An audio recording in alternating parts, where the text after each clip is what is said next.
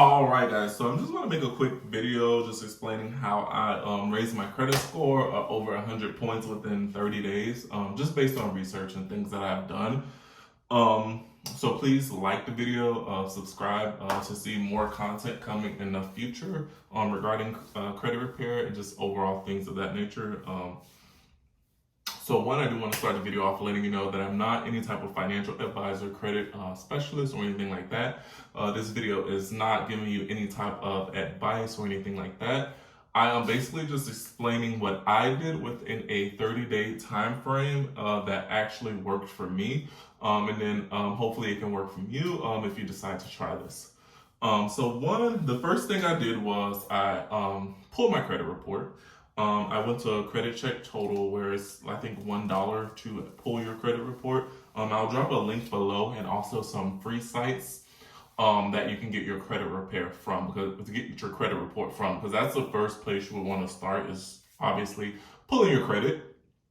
And then number two, once you do get that credit report, you want to go through your credit report and literally just come up with a game plan. So you want to get a separate piece of paper, write down all of your late payments, repossessions, if you have bankruptcy, just all the negative items on your credit report. You want to just go down and list them. That way you have a clear picture of what you're disputing, as a credit report can be very confusing. So number three, you want to start to get your letters together. So the letters that I sent, were two types of letters. So I sent the standard 609 verification, validation of the debt letters, which I still do have. And if you would like those, you can drop your email below in the comments, and I will be more than happy to get those out to you. And then the second type of letters I sent was, as I was going through my credit report, things weren't matching up. So for example, I had a medical bill collection.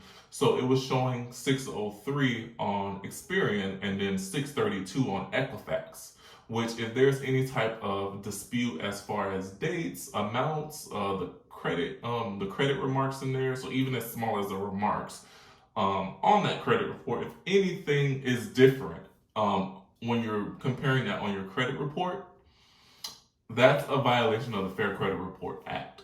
So you would literally just take a screenshot of it, take a snippet on your computer, and copy and paste it into a Word document, and just simply put something very generic. You can kind of Google this if you want, but you would just put, what I put was basically, if this is a valid debt and it is mine, why isn't it showing consistently through all three credit bureaus? I have attached a snippet of this on my credit report, and this is in violation to the Fair Credit Reporting Act, and I basically requesting this to be removed immediately, and that will work because you're basically proving to them that they're in violation, and this is not basically reporting accurately through all three credit bureaus, and that will get some of your negative items removed. And then of course the 609 will get some removed as well. So that helped me out. And then four, when we're disputing items, I also didn't have any really positive items on my credit report or any accounts on there other than student loans. So that was important to me, that I would need to build positive accounts. So one, before even sending the letters, I opened a self account. And self is basically a secured installment loan, basically where you pay about $9 to sign up, $9.95 I paid. And then I pay $25 a month. Every month it comes out automatically, and it reports as $1,000 installment loan. And then at the end of 2 years of paying the $25 a month, I get that $1,000 at the end of that loan term. And in return, self gives me basically a positive line of credit that's reporting on my credit bureau, reporting to all three credit bureaus, and then it gives me positive payment history, as I don't really have that, and it gives me an open account. Because the number of accounts that you have does impact your credit. If you don't really have any open accounts, that's something that you would want to do. And it's basically a free trade line. I know some people pay for them, but you can get trade lines for free. So that's just something that I refuse to pay for. Another one I had discovered was Credit Strong, which is also a secured installment loan, which is similar to self, kind of self's competition. So I have basically both accounts. And then with Credit Strong, I actually pay $15 a month, which is about $10 less than I do with Self, and it's still $1,000 installment loan. But the only thing is that is for a total of 10 years, which I actually like more. And you're probably wondering 2 years versus 10 years. So 2 years, the length of your credit, the length of your accounts do play a factor. So at the end of my 2 year term with Self, either I would have to renew it to basically keep that length of credit, or I would have to close it. So after 2 years, that will probably bring my score down if I do choose to close it.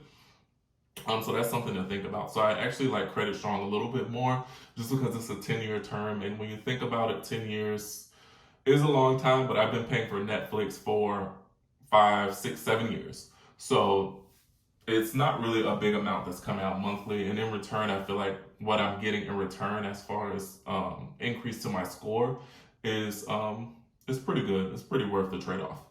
And then another thing I did was, so I have those 2 installment loans. Another thing I did was got a secured card. So I got a secured card through Chime just because I wanted to try it out. Chime doesn't do of a typical secured card where you pay your $200 to $500 to $1,000 refundable deposit. It's basically a prepaid card. So I basically load about $100 every pay period onto the card, and it's basically you spend the money that you load onto the card, and it reports as a credit card. So it reports as good utilization as well as a good payment history, since you're only spending the money that you've added on the card.